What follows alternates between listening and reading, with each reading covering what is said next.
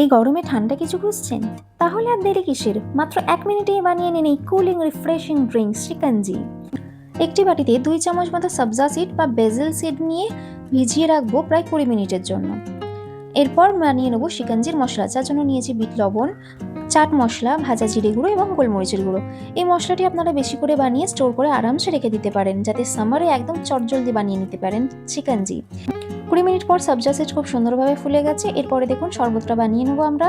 দিয়ে দিলাম পরিমাণ মতো জল, এর মধ্যে অ্যাড করব চিনি, আপনারা চাইলে সুগার সিরাপও অ্যাড করতে পারেন। চিনিটা ভালোভাবে ডিসলভ করে নিয়ে এর মধ্যে দিয়ে দেবো হাফ পাতিলেবুর রস। এরপরে অ্যাড করব সবথেকে মেন ইনগ্রিডিয়েন্ট, অর্থাৎ ধনেপাতা, পুদিনা পাতা, অল্প একটু জল দিয়ে আর একটু আদা দিয়ে পেস্ট করে রেখেছিলাম। ওই জুসটা আমরা এখানে ইউজ করব। এখানে কিন্তু কোনো রকম পেস্ট ব্যবহার করবেন না, সম্পূর্ণ জুসটাই ব্যবহার করতে হবে। এরপরে দিয়ে দিলাম শিকাঞ্জির মশলা। এই মশলাটা দেওয়ার জন্য এত অপূর্ব একটা স্বাদ হয়। আর দিয়ে দিলাম সবজা সিড। সবজা সিড এমনিতেই আমাদের শরীরের জন্য অনেক উপকারী। আর এই গরমে বাজারের কোল্ড ড্রিঙ্কস বা অন্য কিছু সফট ড্রিঙ্কস বাদ দিয়ে যদি এরকম একটা ড্রিঙ্ক খাওয়া যায় বাড়িতে বানানো, শরীর তো ভালো থাকবে, মনও একদম চনমনে হয়ে থাকবে।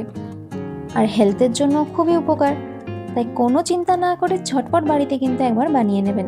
থ্যাংক ইউ সো মাচ ভিডিওটি দেখার জন্য। আমার ভিডিওটি ভালো লেগে থাকলে অবশ্যই একটি লাইক দেবেন, আমার চ্যানেলটি সাবস্ক্রাইব করে যাবেন এবং কমেন্টে আমাকে জানাতে ভুলবেন না আপনাদের এই রেসিপিটি কেমন লাগলো। আবারও দেখা হবে নতুন কোনো ভিডিও নিয়ে। ততদিন ভালো থাকবেন, সুস্থ থাকবেন। আল্লাহ হাফেজ।